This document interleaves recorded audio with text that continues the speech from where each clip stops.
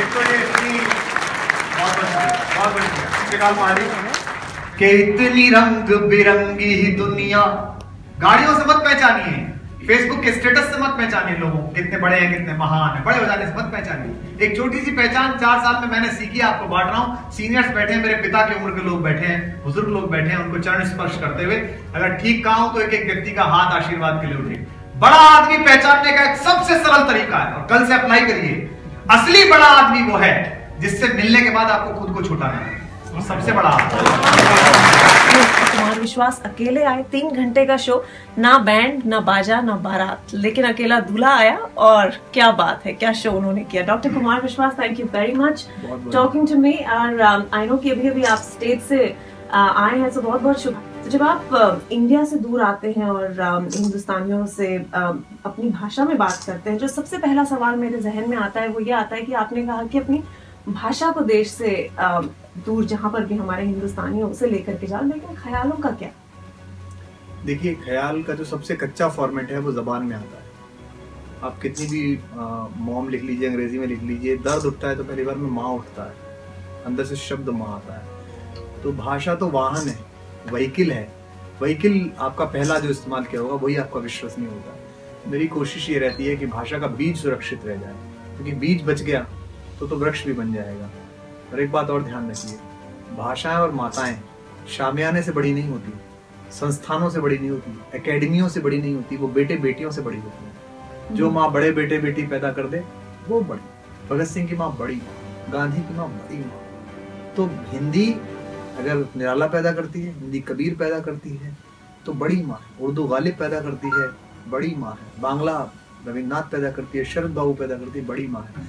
मेरी कोशिश होती है कि किसी तरह से एक उत्प्रेरण शक्ति पैदा हो और हिंदी और उर्दू को जवान पीढ़ी सुने। आज जिस तरह वो खचाखच भरा हॉल था, जिस तरह वो लोग, उनकी जिंदगी में हिंदी बहुत कम है, वो कभी कभार बोल पाते हैं। वीकेंड पे एक भी दोस्त मिल गए थे, वो जिस तरह से हिंदी सुन रहे थे, जिस तरह साथ गा रहे थे, मैंने देखा आगे बैठे बैठे लोग रो रहे थे देश की याद में। और सबसे तो एक इमोटिव कैटलिज्म आपने उन्हें दे दिया, एक भावनात्मक उत्प्रेरण दे दिया, मिट्टी जरखेज तैयार कर दी, बीज बो दिया। पता नहीं किसमें से क्या पक्ष निकले। कुमार विश्वास तो बहुत छोटा कवि है, क्या पता इनमें से कोई बड़ा कवि, बड़ा लेखक नहीं। तो कुमार विश्वास के 2 पहलू हैं, कवि कुमार विश्वास और उसके बाद में पॉलिटिशियन कुमार विश्वास। पहले कवि की बात करते हैं। कवि कुमार विश्वास की लोकप्रियता बड़ी, कोई दीवाना कहता है इसे, और कहाँ कहाँ ये कविता नहीं सुनी जाती। लेकिन इस कविता का जो आरंभ है, इसका शुरुआत है, बिकॉज कवि हैं आप, तो ख्यालों की जो नोकझोंक है वो कहाँ से शुरू हुई, कहाँ से इस कविता को आपने बनाया? ये पॉपुलर हुई 2002 के आसपास, 2002 के आसपास इंजीनियरिंग कॉलेज में शुरू हुई। एक कविता लिखी गई थी, पहले लिख ली गई थी, बहुत पहले लिख ली गई थी। एक व्यक्तिगत इंटरेक्शन से कविता निकली थी और उसके बाद फिर मैंने कोशिश की कि संवाद के और संप्रेषण के, कम्युनिकेशन के जितने भी आधुनिकतम साधन हैं उन सब का इस्तेमाल किया जाए हिंदी को पहुंचाने के लिए। मैं हिंदी के सरकारी उपायों से बहुत ज़्यादा खुश नहीं था और मैं खुश हूँ भी नहीं।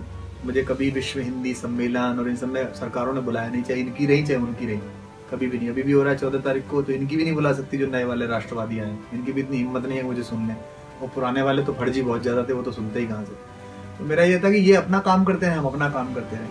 19-20 देशों तक, लाखों लाख हिंदुस्तानियों तक, करोड़ों हिंदुस्तानी तक, युवा लड़के लड़कियों तक कोशिश की हिंदी पहुँचाने की। मेरी ज़बान है, मेरी माँ है, मुझे इतना दिया है, इतना पैसा दिया है, इतना सम्मान दिया है, इतनी शोहरत दी है, तो एक योग्य पुत्र होने के नाते मुझे उसका प्रतिदान तो कुछ तो करना चाहिए। मैंने कहा पहले कवि कुमार विश्वास की कवि बात करेंगे, उसके बाद में पॉलिटिशियन, तो लेकिन आप मेरा पॉइंट भटक गए। मैंने कहा ये जो कविता थी आखिर में ये सोच आई कहाँ से? बहुत निजी है, इसको मैं आपसे क्या बांटूं। लेकिन मैं कहूँ मैं कवि हूँ। आज मैं सुबह चंद्रगुप्त से चाणक्य का एक स्टेटमेंट पढ़ रहा था, आचार्य चाणक्य का, जब घनानंद ने कहा कि तुझे क्या चाहिए, भिक्षा चाहिए कि छात्रवृत्ति चाहिए, क्या चाहिए? तो उसने कहा मेरी भिक्षा की चिंता मत करो घनानंद, मैं शिक्षक हूँ। अगर मेरी शिक्षा में जान होगी, प्रेरणा होगी, तो अपनी जीविका चलाने देने वाले आज सम्राटों का निर्माण तो मैं स्वयं करूंगा। तो मेरा कोई काम थोड़ी था राजनीति में, आज भी नहीं करना चाहता। मैं तो चाणक्य का वंशज हूँ, विश्वविद्यालय में पढ़ाना चाहता हूँ, वहीं पढ़ाता था, पर मैं ऐसे कई घनानंद के द्वारों से अपमानित होकर लौटा हूँ, कानून मांगने के लिए, जन लोकपाल का कानून मांगने के लिए, कोयले के दलालों के दरवाजे से लाठियां खा के लौटा हूँ, दामिनी की चीख के लिए लाठियां खाकर लौटा हूँ, 84 के कत्लेआम का न्याय मांगने के लिए जंतर मंतर से लौटा हूँ। इन दोनों तीनों के दरवाजे से जो आज दिल्ली में घूम रहे हैं इधर उधर पूरे देश में, तो मेरा इनसे यही कहना है कि अगर आप युग के चाणक्य की शिखा खोलोगे और उसे फटकारोगे, उसकी बात नहीं सुनोगे, तो सम्राटों का निर्माण तो अध्यापक कर देगा। जगह जगह पे नए सम्राट बनाने का काम तो कर ही देंगे, हमें खुद तो बनना नहीं सम्राट। मैं आपके आंदोलन पे, इंडिया अगेंस्ट करप्शन, आपके पॉलिटिक्स पे भी छोटे से आपसे सवाल पूछूंगी, लेकिन जो आपका स्टैंड अप का स्टाइल है, अगर आप बॉलीवुड को देखें, पहले महमूद साहब हुआ करते थे, जॉनी वॉकर, जॉनी लीवर आए, आज कपिल शर्मा का जमाना है, लेकिन कुमार विश्वास का अपना एक अलग स्टाइल है और पिछले एक दशक से ऊपर हो चुका है कि ये स्टाइल लोगों को न केवल पसंद आ रहा है मगर ये ऊंचाइयों पे चढ़ता ही जा रहा है। तो आपको लगता है कि कहीं ना कहीं एक वो सैचुरेशन पॉइंट शायद कुमार विश्वास की शायरी में भी आ सकता है? नहीं, इसलिए नहीं आएगा। देखिए, कपिल बहुत अच्छा लड़का है, वेरी, मुझे बहुत सम्मान देते हैं, और जॉनी भाई को मैं बहुत सम्मान देता हूँ। वो चैरिटी बहुत करते हैं, बहुत पवित्र इंसान है, लेकिन उनके तमाम आदर और स्नेह के बावजूद मैं कहना चाहता हूँ उनकी विधा बड़ी ब्रैकेटेड है, उसमें केवल ठहाका है। हमारे यहाँ नवरस है, 10वां रस वात्सल्य और सम्मिलित हो गया है। मैं हिंदी का बेटा हूँ, तो मेरी माँ की चुनर में तो 10 रंग हैं, इन 10 रंगों से तो कितने रंग बन जाते हैं, कितना विविध है। एक ही रंग की रखोगे तो आदमी थक सकता है, बोर हो सकता है। मैं उसको लाफ्टर भी सुनाता हूँ, मैं उसको सटायर भी सुनाता हूँ, मैं उसको वन लाइनर भी सुनाता हूँ अपने ऑडियंस को, अपने श्रोता को। मैं उसे देश प्रेम भी सुनाता हूँ, मैं भारतीयता भी सुनाता हूँ, मैं संस्कृत का उल्लेख भी करता हूँ, मैं उर्दू के बारे में बात करता हूँ। मैं ऋग्वेद में पहली बार राष्ट्र शब्द कब आया, वाग्देवी के मुंह से कब निकला, आम राष्ट्रीय संगमनी वसुनाम, इस सूक्त को बताकर इसका अर्थ भी बताता हूँ। जब तक मेरे अंदर स्वर है, ऊर्जा है, जब तक लोग सुन रहे हैं, महफिल है, परवाने हैं, तब तक तो यह क्षमा जलती रहेगी।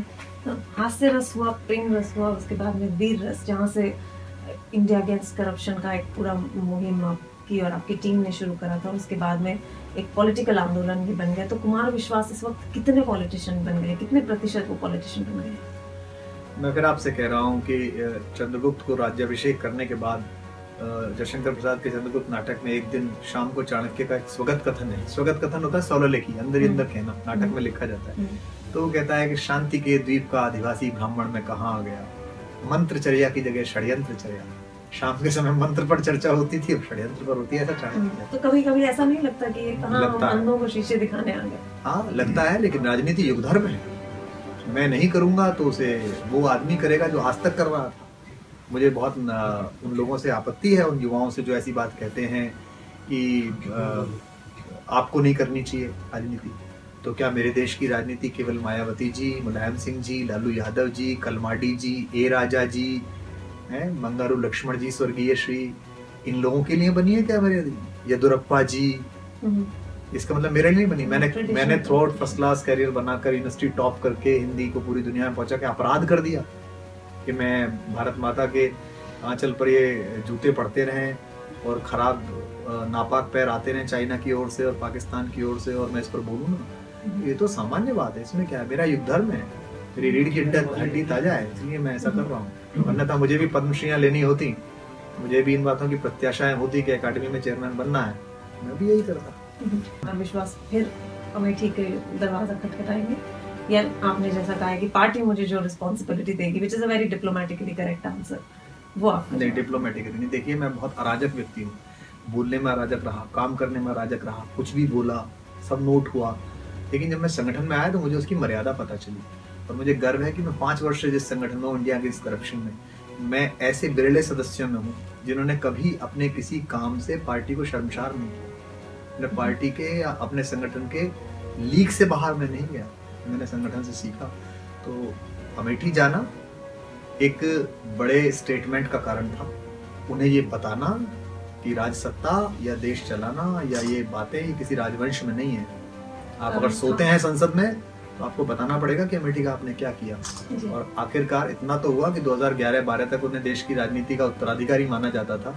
मेरे प्रयासों से आज वो उत्तराधिकारी नहीं माने जाते, दूसरी पार्टी जोड़ी, उनकी खुद की पार्टी उन्हें खारिज की हुई है। तो मुझे अगर कल पार्टी कहेगी कि आप चुनाव लड़ लीजिए, मैं चुनाव लड़ लूंगा। पार्टी कहेगी राज्यसभा में सीटें आ रही है, राज्यसभा चले जाइए, वहाँ चला लूंगा। पार्टी कहेगी नहीं यही काम करिए, जो करना है यही करता रहूँगा।